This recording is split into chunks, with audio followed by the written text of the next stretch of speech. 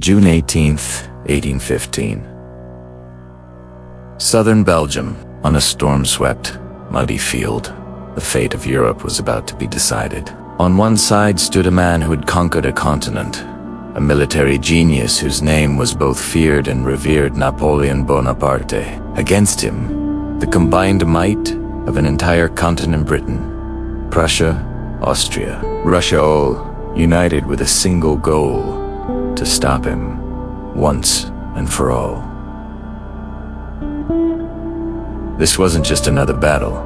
This was the final act, the epic conclusion to a legend that had defined an age. This was Waterloo. How did it come to this? Just a year earlier, in 1814, Napoleon's empire had crumbled, defeated and dethroned. He was exiled to the small island of Elba in the Mediterranean. Europe breathed a sigh of relief. France restored its monarchy under King Louis XVIII. But the new regime was clumsy and deeply unpopular. The people missed the glory days, the stability, and the pride that Napoleon had brought them. Sensing his moment, Napoleon did the unthinkable. In March 1815, he escaped Elba, landed in France, and began a march toward Paris. The soldiers sent to stop him threw down their weapons and joined him, cheering his name. The king fled, and Napoleon, without firing a single shot, was emperor once more. This period became known as the 100 Days. While France celebrated, the rest of Europe panicked. The old powers formed the Seventh Coalition, a massive military alliance with one objective: destroy Napoleon. The coalition was a true clash of titans. Leading the British and their allied forces was the stoic and brilliant Duke of Wellington. Commanding the Prussians was the ferocious Field Marshal Blucher, a man who held a deep, personal hatred for Napoleon. Armies from Austria, Russia, and various German states were all mobilizing, creating an overwhelming force. They were determined to crush him before he could rebuild his empire. But Napoleon was never one to wait. He decided to strike first. His plan was audacious: march into Belgium, find the British and Prussian armies, and destroy them one by one before they could unite. If he could defeat Wellington and Blucher separately, he might just force the coalition to the negotiating table. The stage was set for a decisive confrontation. The battlefield chosen by Wellington was just south of Brussels, near a small village called Waterloo. It was perfect for a defensive stand. He positioned his troops along a long ridge, giving them a tactical advantage over any attacking force. But Mother Nature had her own plans. The night before the battle, a torrential downpour turned the entire landscape into a sea of thick, sticky mud. This was a disaster for Napoleon. His greatest strength was his artillery, but the cannons couldn't be moved easily, and the cannonballs would just sink into the soft ground instead of bouncing and causing maximum damage. On the morning of the battle, Napoleon was forced to wait, impatiently watching the sun, hoping the ground would dry. This delay would prove to be a fatal mistake. Finally, around 11:30 a.m., the ground was firm enough. The battle began with a thunderous roar as French cannons opened fire on the Allied lines. Napoleon then launched a series of massive infantry and cavalry assaults. Thousands of French horsemen, the finest in Europe, charged up the muddy slope toward the British lines. But Wellington was prepared. He ordered his infantry to form defensive square-style formations of men with bayonets pointing outward, creating a bristling wall of steel that was nearly impenetrable to cavalry. The charges were repelled again and again, but at a horrific cost. The field became a chaotic slaughterhouse of men and horses. The smoke from cannons and muskets was so thick you could barely see. It was a brutal, grinding battle of attrition, and Napoleon was growing frustrated.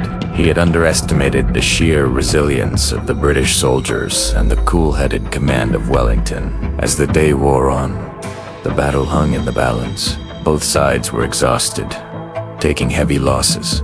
Napoleon was banking on one crucial fact. He believed he had successfully pushed the Prussians away and that their commander, Blucher, wouldn't be able to rejoin the fight in time. It was wrong. Just as the French were launching another desperate attack on Wellington's weakened center, the Prussian army appeared on the eastern flank. It was a nightmare scenario for Napoleon. His forces, already stretched to their limit fighting the British in front of them, were now being attacked from the side. Panic began to ripple through the French ranks. In one last, desperate gamble, Napoleon committed his most elite unit, the legendary Imperial Guard.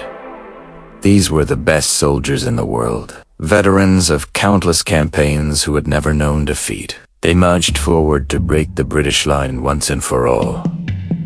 But the line held. The Imperial Guard faltered, stopped, and then, for the first time in their history, they began to retreat. A cry went through the French army, La Garde recule. The Guard retreats. When the Guard fell, the Empire fell with it. The collapse was sudden and total. The sight of the unbreakable Imperial Guard retreating shattered the morale of the entire French army. The defensive lines broke, and soldiers began to flee the battlefield in a chaotic rout. Wellington, seeing his chance, ordered a general advance, and the Allied forces surged forward, turning the retreat into a slaughter. Napoleon, watching his army disintegrate before his eyes, was hurried away from the battlefield by his staff to avoid capture. He had lost everything. A few days later, he abdicated for the second and final time, eventually surrendering to the British. The 100 Days were over, and the Napoleonic era had come to a violent, definitive end. The fields of Waterloo were littered with tens of thousands of casualties, a grim testament to the ambition of one man and the continent that rose to stop him. This time, there would be no comfortable exile on a nearby island. The European powers were taking no more chances. Napoleon was declared a prisoner and exiled to one of the most remote places on Earth. St. Helena, a tiny, volcanic rock in the middle of the South Atlantic Ocean, thousands of miles from Europe. Here, under constant British guard, he would live out the rest of his days. The man who had once commanded armies that stretched across a continent was now confined to a small, lonely island, spending his time writing his memoirs and reflecting on his meteoric rise and catastrophic fall. He died there in 1821. The legend that had shaken the world ended not with a bang, but in quiet, isolated solitude. The Battle of Waterloo didn't just end a war. It created a new world. The Napoleonic Wars were over after more than 2 decades of conflict. The monarchies of Europe, including in France, were arrested. But the biggest winner was Great Britain. With its naval supremacy and its key role in Napoleon's defeat, Britain emerged as the world's dominant global power, setting the stage for the British Empire's century of dominance. The Congress of Vienna established a new balance of power in Europe, a system designed to prevent any single nation from becoming too powerful again. This ushered in a period of relative peace and stability on the continent that lasted for nearly 100 years.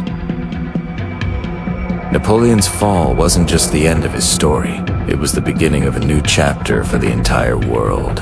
In the end, Napoleon Bonaparte lost the battle. He lost his empire, and he lost his freedom, but he never lost his place in history. He remains one of the most fascinating and debated figures of all time, a complex mix of genius, tyrant, reformer, and conqueror.